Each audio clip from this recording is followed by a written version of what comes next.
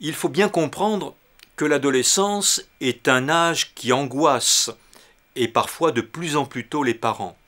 Les fantômes individuels, d'ailleurs, de ces derniers sont connus.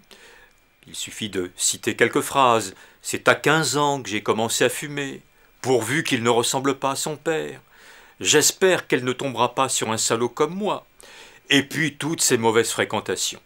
C'est pourtant, et je vais essayer de vous le démontrer, un âge plus ordinaire qu'on ne pense, mais un âge finalement plein de promesses, et peut-être, mieux encore, une richesse, une ressource. Il faut regarder les adolescents comme des sujets normaux, ce qu'ils sont fondamentalement.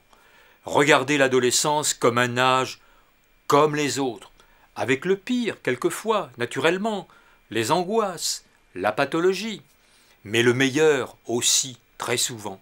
Cet âge, il faut le souligner, est un âge de talent, de créativité, de dynamisme, de passion, de générosité sans égale.